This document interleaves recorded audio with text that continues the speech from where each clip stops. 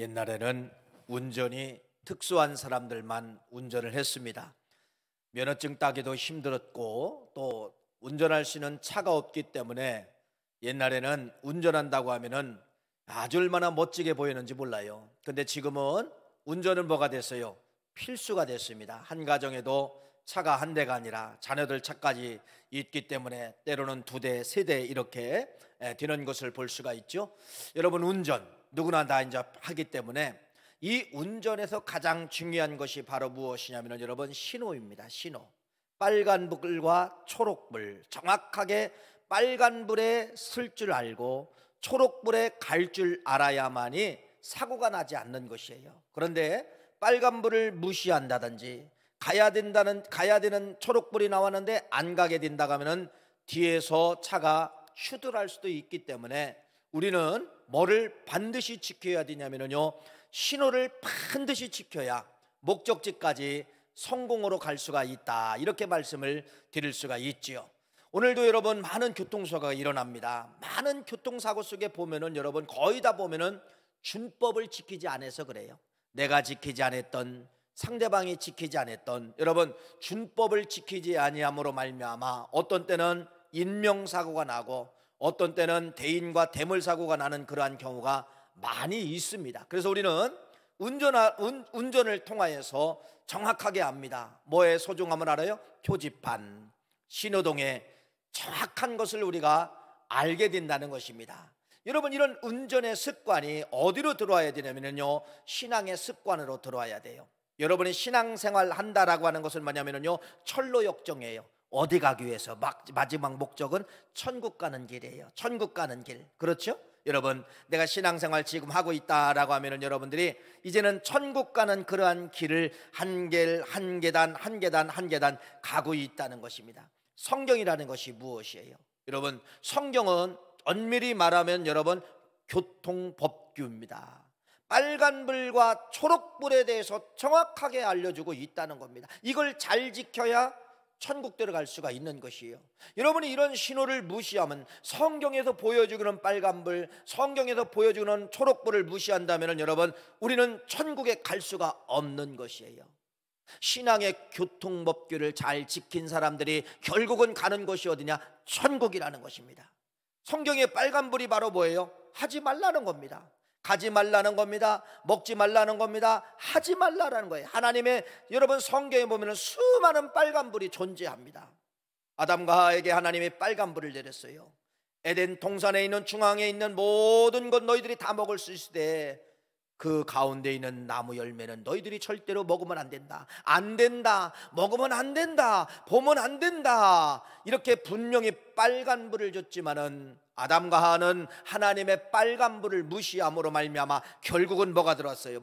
죄가 들어오고 결국은 신라곤, 에덴 천국에서 추방당하는 그러한 일이 성경의 처음 창세기 3장에 시작되고 있다는 걸 말씀하고 있죠. 빨간불을 어기면은 뭐예요? 죽는다는 겁니다. 여러분이 교통법규 빨간불을 어기면은 죽을 수도 있다는 것을 우리에게 늘 경고를 하고 있잖아요. 여러분, 그래서 우리는 성경은 바로 무엇이냐? 철로 역정, 천국까지 가는 길 속에서 하나님이 어떤 때는 빨간불, 어떤 때는 또 뭐예요? 초록불을 주시는 거예요. 일어나라, 일어나라, 깨어 일어나라, 네가 일어나 걸어가라, 네가 일어나 도전해라, 이렇게 어떤 때는 초록불을 보여주시면서 잠자고 있는 우리들에게 깨우는 그러한 역사가 나타나게 된다는 거예요. 이렇게 성경 전체는 우리에게 여러분 교통 표지판이에요. 빨간불과 초록불과 좌회전과 돌아가라, 황색불과 모든 이제 이 신호의 불을 우리에게 알려주고 있다는 것을 말씀을 드립니다. 여러분, 우리 인생은요, 살아가다 보면요, 정확하게 두 가지가 존재합니다. 하나는 플러스, 더하기죠. 하나는 마이너스, 빼기죠. 항상 더하기와 마이너스가 존재한다는 것이에요. 여러분, 우리 신앙에는 하나님이 양심이라는 말씀을 줬어요. 여러분들이요, 아무리 내 마음대로 살아도요, 내 양심에서 말씀이 막 소리를 칩니다. 어떤 때는 막 주먹질을 해요. 어떤 때는 여러분 아프지는 않지만은 막 양심이 나를 막 때립니다. 막 양심이 막 나를 막 그냥 건들 때가 있어요. 그것이 언제입니까? 여러분들이요, 마이너스로 살 때, 여러분, 우리 신앙의 성도들은 다 양심이라는 게 있어서요, 마이너스 속에서 내가 여러분 평안을 찾지를 못합니다. 갈 수는 있어요. 할 수는 있어요. 그런데 이 양심이 나를 막 두드리는 거예요. 너 이러다 죽는다. 너 이러다 망한다. 너 이렇다 하면 너는 끝난다. 너 이러다 피 본다. 너 이러다가 너는 완전히 쫄딱 망한다. 계속해서 양심이 뭐를 치느냐, 가슴을 막 두드리는 거예요. 두드리는 거예요. 그때 사람들이 이제 그렇게 생각합니다. 여러분, 마이너스의 삶을 살다가 뭐라 하느냐? 아니야, 내가 빨리 돌아가야지, 내가 일어나야지, 내가 이렇게 하면 안 되는데 여러분, 그런 생각 할 때가 있어요, 없어요? 있지요. 그게 바로 뭐냐면 여러분, 빨간불이라는 것입니다. 빨간불, 빨간불을 보여주면서 네가 다시 뭐라는 거예요? 돌아가라는 거예요. 돌아가라는 거예요. 그래서 양심이라고 하는 하나님의 말씀이 나를 자꾸 충격적인 요법으로 여러분들이 두드릴 때, 여러분 보세요, 두드릴 때 어떻게 하면 살아요? 두드릴 때 그 소리를 듣고 여러분 돌아서면은 사는 역사가 나타나게 되는 것이에요. 그래서 죄가 무서운 건 아니에요. 뭐가 무섭냐? 죄에서 돌아오지 못하는 것이 무섭다는 것입니다. 인간이기 때문에 여러분 누구나 탈선할 수 있어요. 마이너스의 삶을 살 수 있어요. 그러나 인간이 가장 무서운 것은 거기서 돌아오지 못하는 것이 중요하다는 겁니다. 돌아와야 사는 것이에요. 그래서 회개라고 하는 것은 뭐냐? 회개는 바로 뭐예요? 돌아서다는 거예요. 돌아서다. 왜 성경의 회개의 중요성을 말씀하고 있습니까? 인간은 넘어질 수밖에 없고 인간은 죄를 질 수밖에 없기 때문에 항상 우리는 죄악의 길에 들어서 있다는 겁니다. 사는 게 바로 뭐냐? 뭐예요? 초록불을 보고 돌아오면 되는 거예요. 회개예요.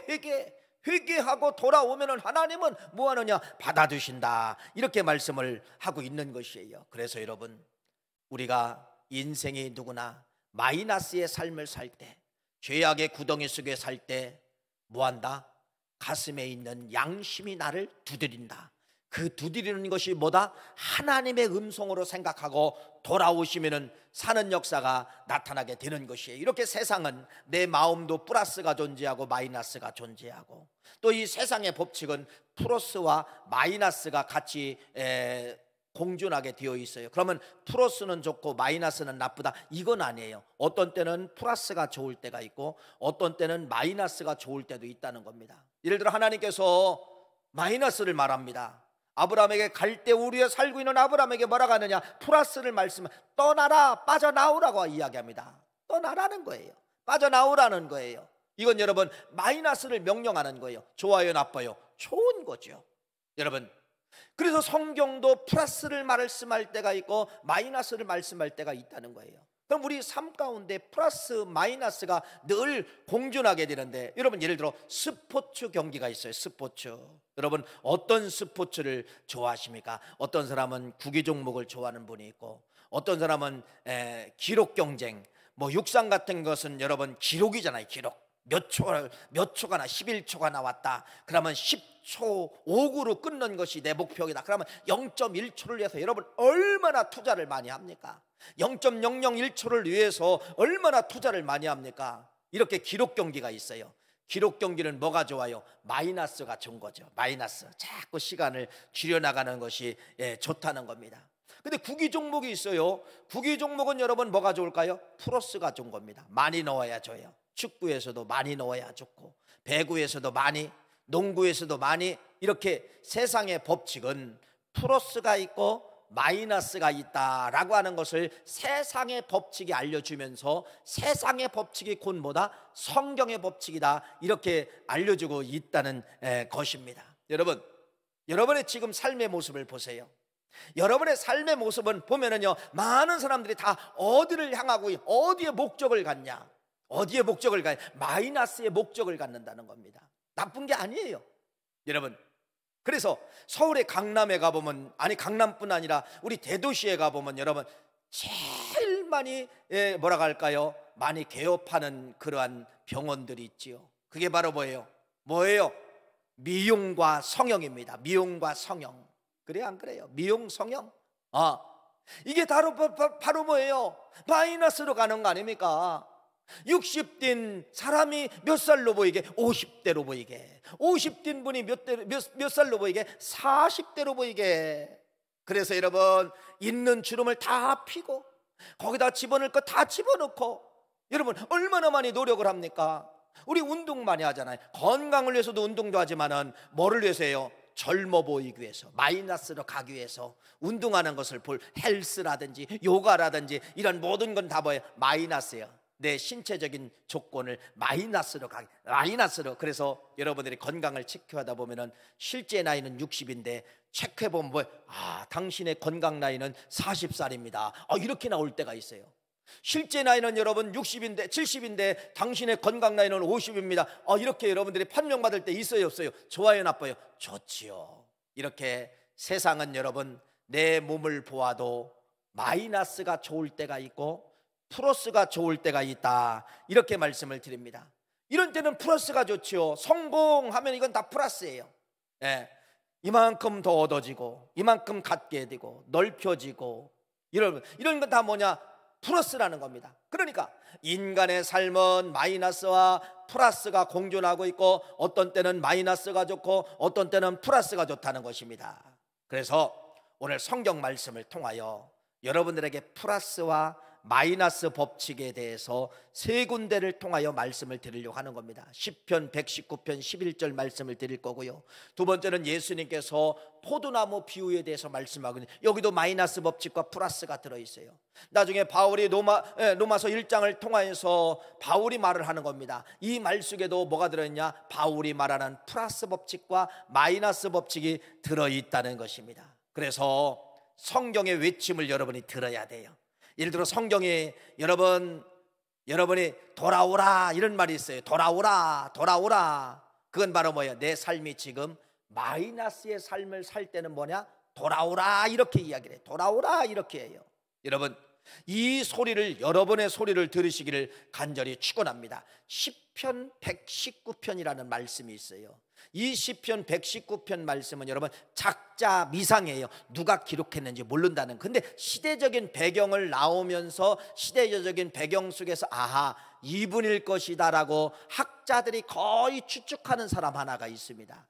그분이 누구냐? 오늘 이분을 여러분에게 소개를 하는 거예요. 시편 119편 오늘 본문 말씀 읽어드리는데요, 이 배경은 어떤 배경이냐면 이런 배경입니다. 이스라엘 나라 백성들이 바벨론이라는 나라의 포로로 잡혀갔죠.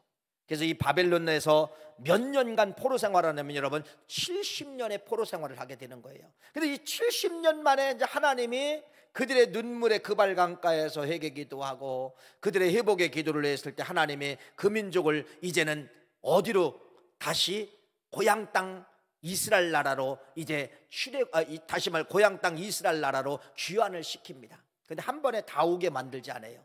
1차, 2차, 3차에 걸쳐서 이스라엘 백성들을 바벨론 나라에서 끌어오게 되는 것이에요. 그런데 1차는 바로 뭐냐? 1차의 목적이 있어요. 1차는 지도자가 누구냐면 스룹바벨이라는 분이 첫 번째 70년 만에 돌아오는 거예요. 그래서 많은 이스라엘 백성들을 데리고서 70년 만에 이스라엘 나라에 도착을 해보니까 이게 웬일입니까? 다 무너진 거예요.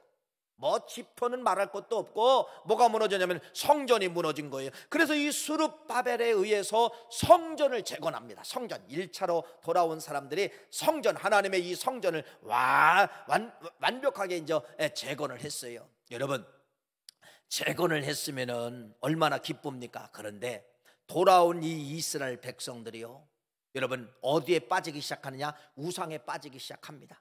또 우상만 빠지는 것이 아니라 우상과 함께 꼭 찾아오는 것이 바로 무엇이며 음란에 빠지기 시작을 한 거예요. 이거 있을 수가 있어요, 없어요? 여러분, 돌아온 1차 이스라엘 백성들이 성전을 제거하고 우상에 빠지고 음란에 빠지고, 그러니까 이 바벨론에 아직 돌아오지 않은 사람들이 봤을 때는 이거 이해가 되지 않는 거예요. 그래서 2차로 누가 들어오게 되느냐면요, 에스라에 의해서 2차의 사람들이 돌아오게 되는 것이에요. 그러니까 에스라가 지도자예요. 에스라가 지도자인데 에스라는 목적이 있어요. 자, 1차 스룹바벨은 여러분 뭐 때문에 온 거예요? 성전 재건 때문에 온 거예요. 근데 이 2차로 온 이 에스라는 여러분 성전 재건이 아니에요. 뭐를 일으키기 위해서 이스라엘 백성들을 두 번째 지도자로 끌고 오게 되었냐면 여러분, 무너진 이스라엘 백성들의 마음을 회복시켜야 되겠다. 이게 하나님의 목적입니다. 지금 여러분 다 무너졌잖아요. 성전은 섰는데 우상을 섬기죠. 성전은 섰는데 음란을 따라가는, 그러니까 마음이 다 무너진 거예요. 마음이 다 여러분 회파된 거예요. 그러니까 우상을 쫓아가고 여러분 음란을 쫓아가게 돼. 그래서 에스라라고 하는 이 두 번째 이 기환을 하게 되는데, 에스라의 선지자의 기환 목적이 있어요. 그것이 바로 뭐예요? 이스라엘 백성들을 세우자, 회복하자. 이것이 바로 뭐냐? 뭐밖에 없다. 그래서 에스라는 여러분 어깨에다가 뭐를 메고 오느냐? 하나님의 말씀 덩어리를 메고 오는 거예요. 하나님의 말씀 덩어리를 메고 와가지고 그 무너진 사람들에게 하나님의 말씀을 뭐 하겠냐? 하나님의 말씀을 심는 거예요. 그랬을 때 이스라엘 백성들이 다시 회복되더라 라고 하는 것이 시편 119편이고 에스라라고 하는 그러한 역사의 말씀입니다. 그래서 오늘 본문 말씀이 이제 그 상황을 이야기하는 거예요. 다시 한번 오늘 본문 말씀을 읽어볼까요? 누가 무너졌나를 보세요. 읽어보세요. 시작. 청년이 무엇으로 그의 행실을 깨끗하게 하리이까? 주의 말씀만 지킬 따름이니이다. 여러분 요 한 절 가지고서 뭐 청년부 설교하는데 이 한 절만 가지고 여러분 설교하는 경향이 있어요. 있지요. 그러나 본문을 이해하지 못하고 저 한 절만 따다한다면 여러분 저 말의 의미를 모른다는 겁니다. 지금 저 말은 바로 무엇이냐면 이거예요. 저 구절 말씀에 1차로 돌아온 사람들의 무너졌는데 누가 뭐냐? 청년들이 다 음란에 빠졌다는 겁니다. 청년들이 다 우상에 빠졌다는, 주도적인 역할을 누가 했냐? 청년들이 했다. 돌아온 청년들이 했다는 거예요. 그래서 그 말씀을 드리는 거예요. 읽어보세요. 시작. 청년이 무엇으로 그의 행실을 깨끗하게 하리까? 다 무너졌죠? 우상과 음란으로 무너졌다는 겁니다. 시작. 읽어보세요. 시작. 주의 말씀만 지킬 따름이니이다. 내가 전심으로 주를 찾았사오니 주의 계명에서 떠나지 말게 하소서. 11절 중요합니다. 읽어보세요. 시작. 내가 주께 범죄하지 아니하려고 하여 주의 말씀을 내 마음에 두었나이다. 저기 보세요. 뭐라고 써요? 주께 범죄하지 않게 하기 위해서 말씀을 어디다 채웠다는 거예요? 마음에 채웠다는 거예요. 이게 여러분 얼마나 중요한 말. 그러니까 지금 청년들이 무너진 건 뭐 때문에 무너진 거예요? 왜 우상으로 쫓아갔고 왜 그들이 음란에 빠졌어요? 마음에 뭐가 없다는 거예요. 지금 마음에 하나님의 말씀이 없기 때문에 기둥 같은 청년들이 무너지더라는 겁니다. 그래서 이 에스라는 바로 저 무너진 청년들을 세우는 것이 바로 무엇이냐? 하나님의 말씀을 가슴에 두었더니, 하나님의 말씀을 그들의 마음에 두었더니 범죄하지 않더라. 네, 그 말씀을 말씀하고 있어요. 그래서 에스라는 돌아와 가지고 청년들에게 마음을 일으키는 겁니다. 하나님의 말씀으로 무장하고 하나님의 말씀을 가르치면서, 그러니까 이 방황하던 청년들, 우상에 빠졌던 청년들이 하나님의 마음을 채우게 되는 거예요. 여러분 어떤 역사가 일어났을까요? 어떤 역사가? 그 말씀이 바로 12절과 16절 말씀이에요. 그래서 12절 16절 말씀을 우리 같이 한번 읽어볼까요? 시작. 찬송을 받으실 주 여호와여, 주의 율례들을 내게 가르치소서. 주의 입의 모든 규례들을 나의 입술로 선포하여 싸우며 내가 모든 재물을 즐거움같이 주의 증거들의 도를 즐거워하여 하였나이다. 내가 주의 법도들을 작은 소리로 읊조리며 주의 길들에 주의하며 주의 율례들을 즐거워하며 주의 말씀을 잊지 아니하리이다. 이 말씀을 요약하면 이거예요. 결론은 여러분 뭐예요? 하나님의 말씀을 그들 가슴에 집어넣었더니, 에스라가 목적이 뭐예요? 에스라는 건물 아닙니다. 에스라는 사람들 마음입니다. 마음에다가 하나님의 말씀을 집어넣은 거예요. 하나님의 말씀을 집어넣으니까 어떤 역사가 일어난 거예요? 청년들이 돌아오게 되었더라. 청년들이 회복하게 되었더라. 그래서 이 청년들이 입술로 하나님을 찬양하게 되는 거예요. 청년들이 여러분 기쁨을 회복하게 되었다는 겁니다. 청년들이 여러분 하나님의 말씀을 사모하게 되었다. 이렇게 말씀을 하고 있는 것이 시편 119편. 여러분 오늘 아까 9절 말씀부터 지금 16절 말씀까지 그 말씀의 배경이 전체가 그렇다는 것이죠. 사랑하는 귀한 성도님 잘 들어보세요. 지금 에스라가 우리에게 주고 있는 교훈은 바로 무엇입니까? 인생이 마이너스, 다시 말씀을 드리면은 하나님의 말씀이 없는 그러한 삶을 살 때는 저렇게 음란을 쫓아가고 우상을 쫓아가는데, 다시 플러스 하나님의 말씀을 그들 가슴에 플러스 더하게 했더니 하나님의 말씀이 채워졌더니 그들이 죄짓기를 싫어하더라, 죄악에서 떠나게 되었더라, 이렇게 말씀을 하고 있다는 거예요. 그러니까 여러분, 결국 하나님의 말씀은 뭐냐면은 기둥이에요. 여러분 지금 여기 앉아 계시죠? 드러나 계신 분 없어요. 앉아 있다는 것은 여러분들이 뼈가 여러분의 몸을 지탱하고 있다는 겁니다. 걸어 다니시죠? 걸어 다닌다는 것은 여러분 발끝부터 머리까지 기초의 허리뼈와 모든 관절의 뼈들이 여러분들을 다 지탱하고 있다는 겁니다. 70kg가 되면 70kg를 뼈들이 지탱을 하고 있는 거예요. 뼈가 무너지고 뼈가 사거지고 아프면 여러분 못 걸어 다니는 거예요. 아프면 어디에? 그래서 들어놓게 되는 것입니다. 뼈가 조금만 고장나면 그래서 여러분들이 무릎 관절을 수술하고 인공관절을 집어넣는 거 뭐예요? 이미 뼈의 기능이 다 사갔기 때문에 인공관절을 집어넣어서 걸어보겠다는 거 아닙니까? 마찬가지예요. 하나님의 말씀은 여러분 뼈와 같은 기둥과 같은 역할을 하는 겁니다. 나를 세우느냐 나를 넘어뜨리느냐. 그래서 넘어진 자들은 플러스 효과, 하나님의 말씀을 가슴에 씹으면 다시 뭐가 되더라? 일어나서 걷게 되더라, 찬양하게 되더라, 뛰어가게 되더라. 이게 에스라에 의해서 시편 119편 9절부터 16절 말씀을 통하여서 말씀하고 있는 내용임을 말씀하고 있습니다. 그래서 사랑하는 귀한 성도님, 오늘 이 청년들이 일어난 것을 잘 보세요. 청년들이 깨졌다, 청년들이 회복했다, 그러면 여러분 끝이에요. 청년들이 깨지고 청년들이 일어나면 여러분 누구나 다 깨질 수가 있다는 겁니다. 청년들이 제일 돌아오기가 힘들죠.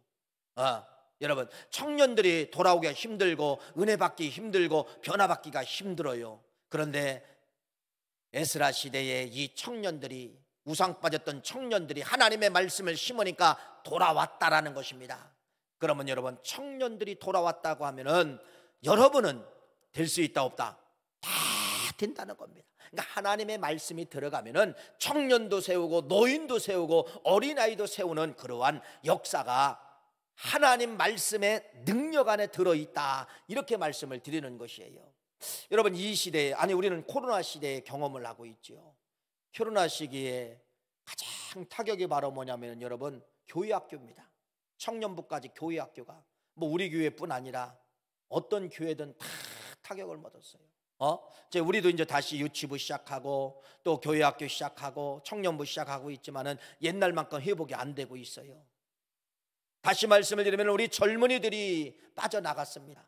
우리 청년들이 빠져나갔습니다. 우리 주일학교 학생들이 돌아오지 못하고 있습니다. 오늘 에스라 시대에 이스라엘 백성들의 모습이나 지금 모습이나 똑같다는 거예요. 뭐밖에 없어요? 좋은 문화 프로그램을 만들어 올 아닙니다. 뭐밖에 없어요? 하나님 말씀밖에 없다는 겁니다. 하나님 말씀을 가지고 여러분은 자녀를 양육해 보면 진짜 내가 낳은 자식이지만은 여러분 말 들어요 안 들어요? 안 들어요. 교회 간다고 부모들은 일찍 와요. 깨워놓고 가면 또 뭐 하고 있어요? 가보면 예배 다 또 잠자고 있어요. 쿨쿨 자고 있어요. 부모의 가슴에 얼마나 힘들고 여러분 어렵습니까? 자녀 키우기가 얼마나 어려워요. 영적으로 리드하기가 얼마나 어려워요. 그러나 오늘 말씀을 보세요. 뭐래요? 말씀을 가슴에 심으라는 겁니다. 무슨 말씀이에요? 하나님의 말씀을 주시는 말씀이 있을 거예요. 그걸 여러분들이 쪽편지를 쓰는 거예요. 쪽편지.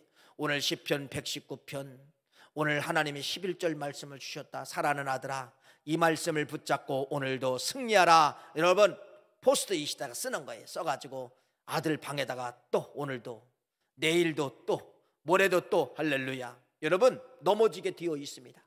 하나님의 말씀이 그 아들의 방에 들어가고 하나님의 말씀이 그 아들의 눈에 들어가고 하나님의 말씀이 그 아들의 가슴에 들어가면 여러분 오늘 119편 12절 16절 말씀에 청년들이 깨져가지고 하나님을 찬양하고 하나님을 노래하고 이런 청년들처럼 그러한 역사가 나타나게 된다는 거예요. 그러니까 기도만 하지 말고 주신 말씀을 가지고 아들에게 붙여주라는 겁니다.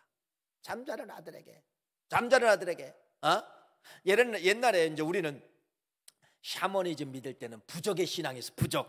여러분 별것 아닌 것도 이게 뭐야 어디 어떤 노인이 써주면 이 부적이다 무당이 써주면은 여러분 그게 효능 있는 한 그것이 어디다 집어넣냐 막 어떤 사람은 속옷에다 집어넣고 어떤 사람은 주머니에다 집어넣고 어떤 사람은 농속에다 집어넣고 그랬잖아요.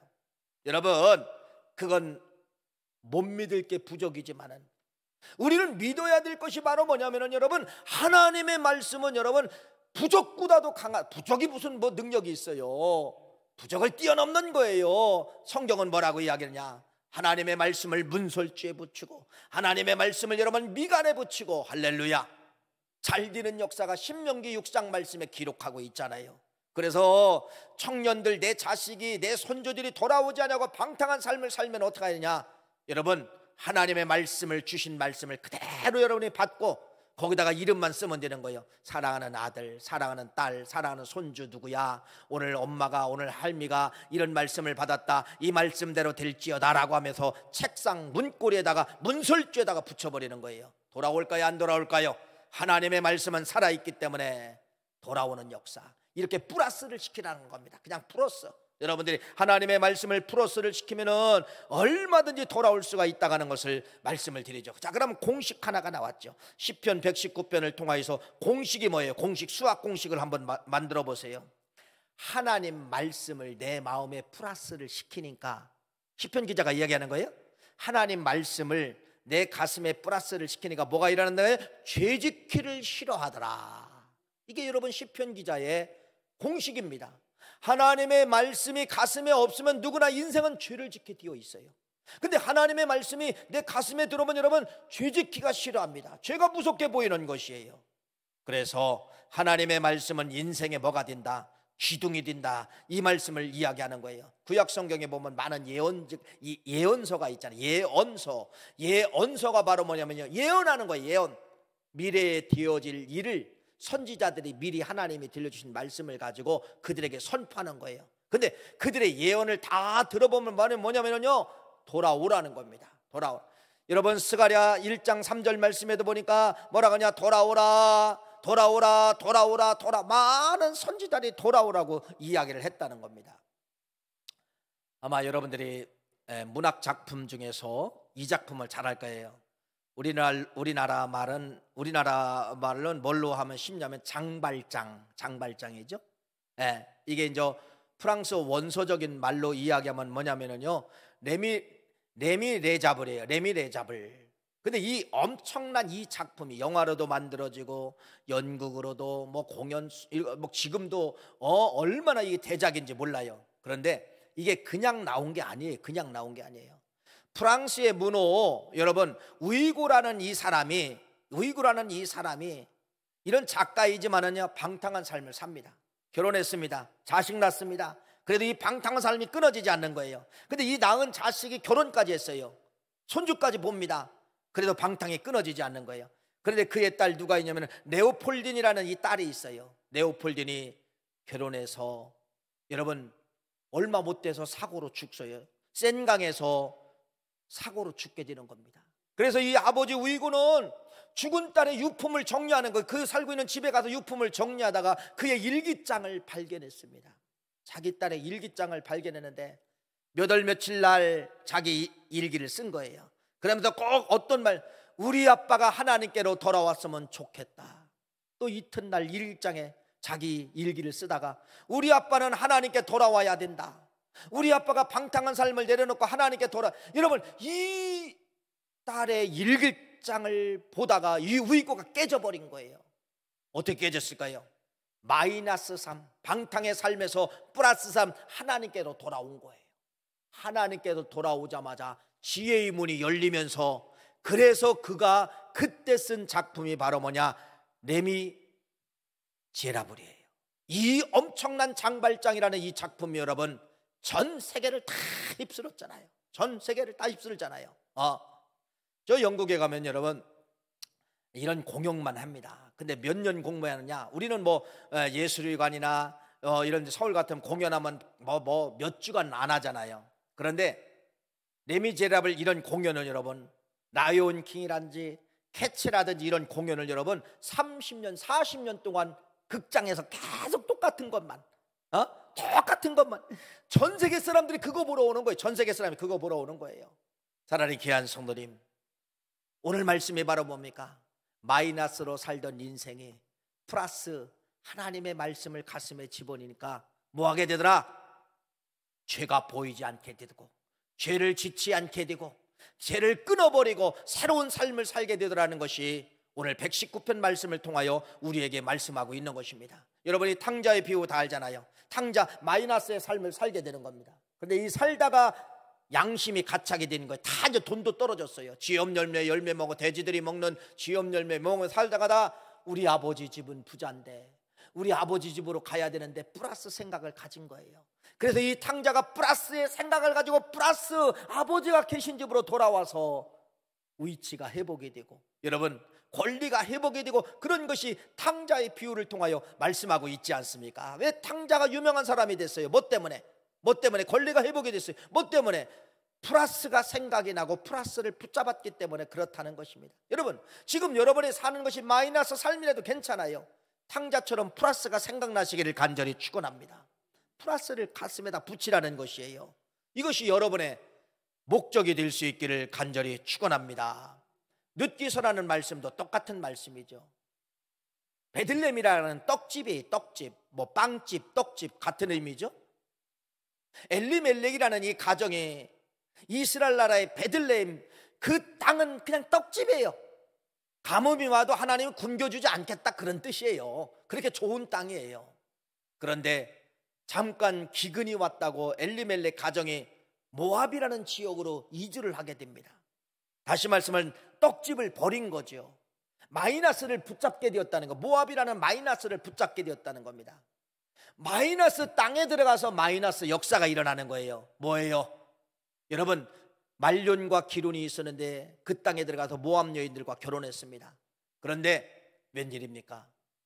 결혼한 다음에 아버지 엘리멜렉이 죽게 되고, 그 큰아들 말론이 죽고, 또 작은아들 기론이 죽고, 남자들이 모압 땅에서 다 죽은 거예요. 아버지 죽고, 첫째 아들 죽고, 둘째 아들 다 죽은 거예요. 그래서 이 어머니 나오미가 안 되겠다, 내가 다시 브라스로 돌아가자, 베들레헴 땅으로 돌아가자, 그 땅에 하나님이 풍년 주셨다더라, 돌아가자. 돌아온 거예요. 누구 끌고 돌아온 거예요? 보잘것없는 모압 여자, 누시라는 모압 여자, 저주받은 이 족속 여인을 딛고 들어온 거예요. 그러니까 이 누시라는 여자는 어머니 따라 그냥 돌아와서, 어머니 하나님이 내 하나님이고 어머니가 믿으면 나도 믿겠습니다, 그냥 바보처럼 믿고 들어온 거예요. 여러분, 쓸모없는 여인, 버림받은 여인이지만은 플러스 땅으로 돌아왔을 때, 더하기 땅으로 돌아왔을 때 어떤 역사가 일어나나 보세요. 늦기서라는 말씀은 그래서 저주받은 여인이 플러스 땅으로 돌아왔을 때, 하나님을 만났을 때, 여러분 뭐가 되나 보세요. 다윗의 증조모가 되고요, 나중에는 예수님의 계보 속에 누시라는 여인이 들어가게 된다. 이 얼마나 큰 은혜입니까? 마이너스 갈 수 있어요. 그러나 뭐가 생각나야 됩니까? 플러스가 생각나시기를 간절히 축원합니다. 소돔과 고모라도 마찬가지잖아요. 소돔과 고모라는 마이너스를 선포하는 거예요. 떠나라, 빠져나가라, 너 도와하면 안 된다, 그거예요. 소돔과 고모라는 성경의 마이너스를 상징해요. 마이너스, 이건 플러스가 아니에요. 하나님의 천사가, 여러분, 아브라함의 조카 롯에게 뭐라고 이야기하냐? 하나님이 심판하신다는 겁니다. 너희들에게 생명권을 줄 테니까 거기 빠져나와라. 그래서 여러분, 그 말씀을 드린 거예요. 그 아버지가 이 식구들에게 얘기한 거예요. 뭐라고 얘기하냐? 하나님이 심판하니까 우리 빨리 빠져나가야 되라. 그랬을 때 뭐라고 이야기하느냐? 성경은 이렇게 이야기합니다. 그들의 사위가 농담으로 여겼더라. 여러분, 어떤 역사가 일어납니까? 농담으로 여겼을 때 어떤 역사가 일어나는 거예요? 유황불로 그 사위들은 심판받는 역사가 정확하게 성경에 잘 기록하고 있지 않습니까? 여러분, 성경은 여러분들에게 마이너스를 살고 있으면 플러스로 돌아오라고 이야기를 하고 있습니다. 그곳이 아니면은, 그곳이 더러우면은 하나님은 여러분에게 마이너스를 선포합니다. 뭐라 하냐? 떠나라, 선포합니다.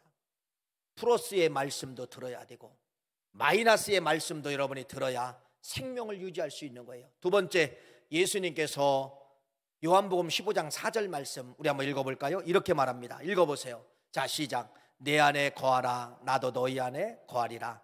가지가 포도나무에 붙어 있지 아니하면 스스로 열매를 맺을 수 없음 같이 너희도 내 안에 있지 아니하면 그러하리라. 예수님은 뭐라고 해야하냐? 오라는 거예요. 너희들 가지니까 여기서 마이너스 잘라주면 안 된다는 거예요. 내 안에 붙어 있어라. 너희들 내 안에 붙어 있어라. 플러스를 이야기하는 거예요. 여러분, 우리는 가지입니다. 주님의 가지, 우리는 가지로서 주님의 원줄기에 붙어 있기만 하면은 어떻게 될까요? 성경은 이렇게 이야기합니다. 7절 말씀 읽어보세요. 읽어볼까요? 시작. 너희가 내 안에 거하고 내 말이 너희 안에 거하면 무엇인지 원하는 대로 구하라. 그리하면 이루리라. 이건 바로 뭐예요? 여러분, 기도의 열매예요. 내가 주님 안에 붙어 있으면, 주님과 플러스 주님과 손 붙잡고 있으면 여러분, 그때 기도해야 열매가 맺는다는 거예요. 많은 사람들이 이렇게 이야기합니다. 나 기도 많이 했는데 잘 연결이 안 돼요. 맞습니다. 그 사람 맞아요. 왜? 먼저 주님 안에 붙어 있어야 돼요. 주님의 말씀 안에 붙어 있는 자들이 기도할 때 연결된다는 거예요. 어떤 사람은 기도는 열심히 하는데 말씀을 버려요. 예배를 버려요. 그러면 기도하는 데는 1등이에요.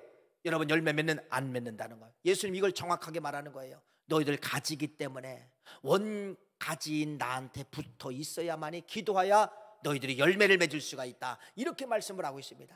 여러분, 예수님과 플러스가 되었을 때 기도의 열매를 맺게 되는 거예요. 두 번째는 뭐라고 이야기하느냐? 10절 말씀이에요. 읽어볼까요? 시작. 내가 아버지의 계명을 지켜 그의 사랑 안에 거하는 것 같이 너희도 내 계명을 지키면 내 사랑 안에 거하리라. 이건 뭐 내 사랑 안에 거하리라. 이건 뭐냐? 예수님의 접촉이에요. 예수님의 신방이에요. 예수님이 여러분 마음속에 내주하시고 여러분 마음속에 신방 오신다는 겁니다. 예수님 신방 오시고 망하는 사람 있을까요? 없을까요? 예수님 신방 오시고 여러분 망하는 나라 있을까요? 없어요. 망했다면 예수님은 살아계신 분이 아니에요. 살아계시기 때문에 예수님이 여러분 가정에 여러분 마음에 신방 오면 절대로 망할 수가 없는 것입니다. 할렐루야.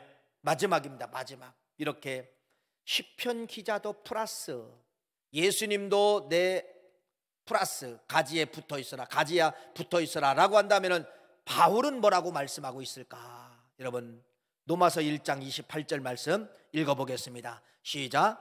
또한 그들의 마음에 하나님 두기를 싫어하며 하나님께서 그들을 그 상실한 마음대로 내버려 두사 합당하지 못한 일을 하게 하셨으니. 자, 이게 무슨 말이냐면요, 그들의 마음속에 하나님을 버렸다는 겁니다.